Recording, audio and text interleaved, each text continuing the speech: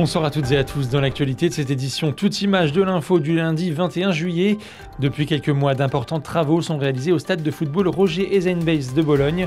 Des travaux à plus d'1 million d'euros pour rénover les tribunes, le synthétique ou encore avoir de nouveaux équipements. Depuis le 17 mai dernier, le magasin Auchan de Bar-le-Duc a fermé ses portes. Depuis, la galerie commerçante, elle, est toujours active. Nous nous intéresserons à leur situation après cette fermeture.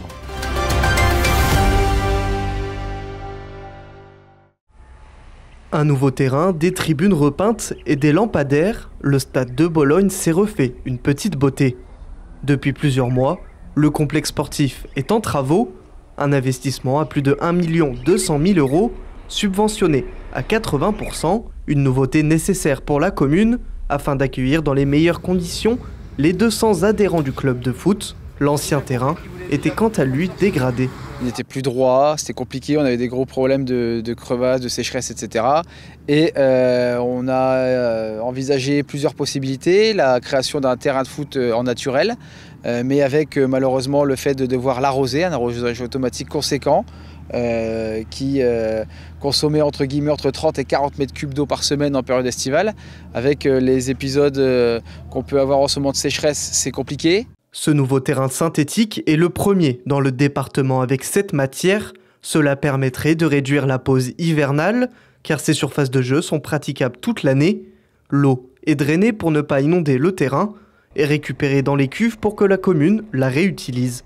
Ce dispositif pourrait bien se multiplier dans les différents stades haut-marnais. Aujourd'hui, c'est rare, l'objectif c'est que ça devienne moins rare et qu'à l'horizon 2028, on arrive à doubler le nombre de synthétiques sur le département. C'est un objectif qui est tout à fait atteignable et on est dans un véritable virage. Donc oui, ça a un intérêt pour le foot départemental, pour l'attractivité du territoire et pour le développement de nos clubs évidemment. On voit qu'il y a un vrai dynamisme dans le district Haute-Marne de football qui rivalise avec des districts qui ont beaucoup plus de licenciés que lui. Mais au niveau sportif, c'est pas forcément le cas. Les équipes régionales souffrent aujourd'hui à cause de ces moyens justement infrastructurels qui sont manquants. La municipalité espère même ramener de bons résultats sportifs avec ses infrastructures. J'aurais quand même pas mis la pression là-dessus par rapport à des résultats sportifs, mais de toute façon, naturellement, ça viendra, puisque à partir du moment où on a un équipement aussi structurant que ça pour un club de foot, ça ne peut qu'être performant pour eux. On voit que tous les équipements sont au dernier cri. Ils vont pouvoir avoir des extensions par rapport à leur capacité de jeu, en soirée, etc. etc. Bon voilà, après, effectivement, l'important c'est que le club puisse rayonner, mais c'est surtout aussi qu'on puisse apporter des conditions décentes pour les gamins qui vont pratiquer le sport, puisque le sport reste quand même une des plus grandes écoles de la vie. Même si les travaux ne sont pas encore finis, le terrain, lui, est déjà prêt pour accueillir les premiers entraînements de la saison. Le complexe sportif devrait être inauguré fin octobre. C'est dans ce décor presque abandonné, impensable, il y a quelques mois que le magasin Auchan Bar-le-Duc a fermé ses portes le 17 mai dernier. Des plaques de PVC ont été installées tout le long du magasin. De cette grande surface, il ne reste que quelques symboles. Et pourtant, entre ces murs, certains commerces de la galerie commerçante sont encore ouverts, comme ce coiffeur qui depuis plusieurs mois continue de travailler grâce aux clients habituels. L'atmosphère est quand même très bizarre le matin quand on ouvre, c'est froid, il n'y a plus de vie, c'est vraiment compliqué. Et puis après, voilà, la journée se met, on est à nouveau avec nos clients et puis on oublie un petit peu cette partie. Pour le moment, ça va, voilà. Après, sur du long terme, c'est vrai qu'on aimerait quand même des solutions, tout simplement, parce qu'économiquement, sur le long terme, on reste avec une inquiétude sur cette situation-là, en fait. Notre clientèle qui nous est restée fidèle. On a aussi des nouvelles personnes qui viennent nous voir vraiment en soutien. Il y a un vrai effet de solidarité par rapport à cette situation qui touche. Le bail de ce salon de coiffure se termine en 2027, tout comme cet autre magasin un peu plus loin.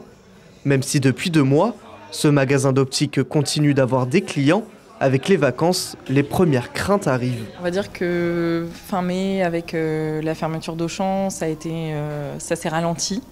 juin, je dirais qu'on a repris un rythme à peu près normal en termes de trafic de clients. Donc plutôt un mois satisfaisant et même, je dirais, rassurant et important pour l'état d'esprit, l'équipe. Par contre, juillet, on ressent quand même les départs en vacances et une période un peu plus creuse. Mais c'est aussi une période avec des doutes et je remercie d'ailleurs mes collègues et l'esprit d'équipe qu'on a parce que c'est encore plus important dans des périodes comme ça. Je dirais que le maître mot de tout ça, c'est quand même cette capacité de résilience qu'on est capable de mettre en œuvre. Depuis l'annonce de la fermeture en novembre 2024, la Chambre de commerce et d'industrie essaye d'aider les commerçants. En fait, leur modèle économique aujourd'hui repose en fait sur un flux à la sortie des caisses. Puisque le magasin va baisser ses rideaux le 17 mai, leur modèle économique tombe à plat. Sauf que chacun a un bail, chaque commerçant a un bail qui court avec des durées plus ou moins différentes. Et aujourd'hui, ils sont coincés. C'est déjà très compliqué pour eux. Imaginez la charge mentale. Aujourd'hui, ils ont chacun construit leur modèle qui marche plus ou moins bien. Et finalement, ça leur tombe dessus de manière injuste. Donc il faut à la fois essayer d'imaginer des solutions pour s'en sortir, donc déjà se rassurer, ce qui est extrêmement compliqué. Et puis également la charge mentale. Imaginez que leurs clients, tous les jours, leur posent la question « Qu'est-ce que vous allez faire ?» Et eux n'ont pas de solution aujourd'hui. Pour le moment, rien ne devrait changer pour cet ancien magasin Auchan et pour les commerçants de la galerie. Aucun repreneur ne s'est positionné pour remettre de la vie dans ce centre commercial. C'est la fin de ce journal. On se quitte sur ces images tournées au lac du Der postées par une internaute sur Facebook. On y voit des milliers d'hirondelles de rivage qui se sont regroupées au lac du Der ce 19 juillet. Un spectacle exceptionnel. Tout de suite, la météo.